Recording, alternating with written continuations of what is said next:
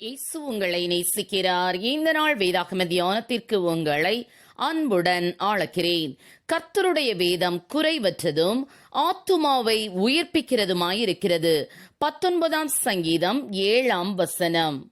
கர்த்தருடைய வேதத்தை நித்தியமானதாக இல்லாமல் ஆக்கவும் அழித்துவிடவும் பலரும் பல வகைகளில் முயற்சி செய்தனர்.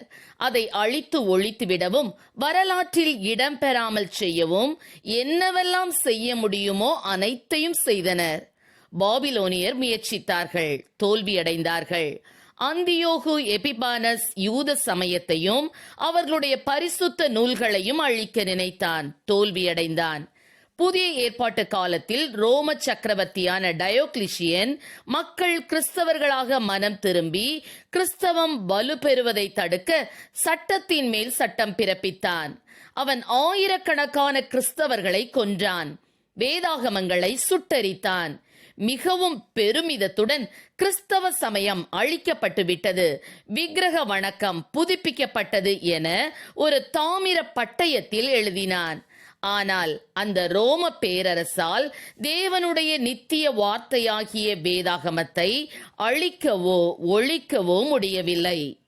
பிரான்ஸ் தேசத்தில் உள்ள சமய பற்றில்லாத வால்டேர் ஒரு தடவை இப்படி கூறினான்: இன்னும் 100 ஆண்டுகளுக்குள் கிறிஸ்தவ சமயம் இருக்கும் இடம் தெரியாமல் அழிந்து ஒழிந்து போகும், வரலாற்றில் மட்டும் இடம்பெறும் என்றான்.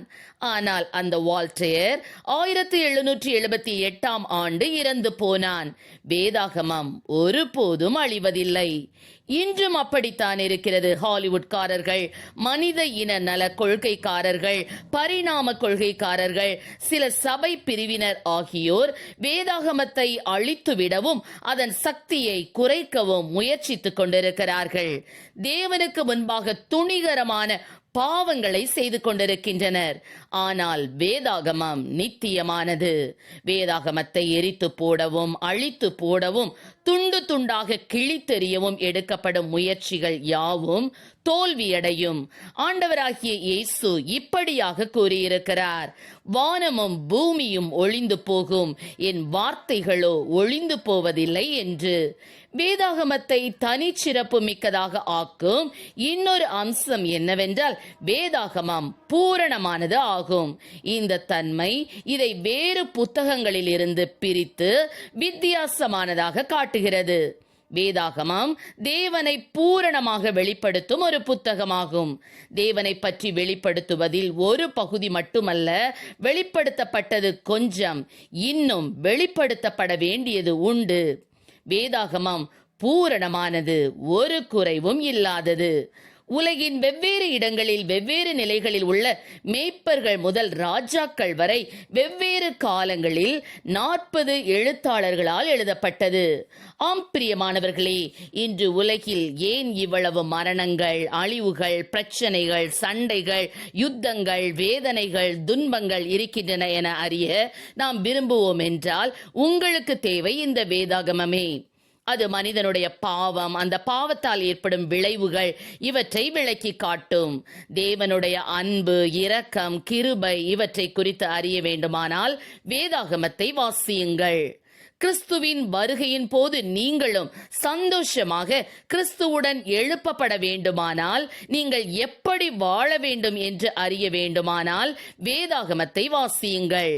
பரிசுத்த வேதாகமம் மட்டுமே தேவனுடைய ஆவியினால் அருளப்பட்டது. அது நேரடியாக தேவனுடைய வாயிலிருந்து புறப்பட்டது. வேதாகமம் ஒரு தனிச்சிறப்பு பெற்ற புத்தகம், மற்ற எல்லா புத்தகங்களையும் விட சிறந்தது. வேதாகமம் மட்டுமே பூரணமான புத்தகம், பரலோகம் செல்லும் வழியை காட்டு புத்தகம். எனவே வேதாகமத்தை வாசித்து பயன் பெறுங்கள். கர்த்தர் நம்மை ஆசீர்வதிப்பாராக. ஆமென். ஜெபம்.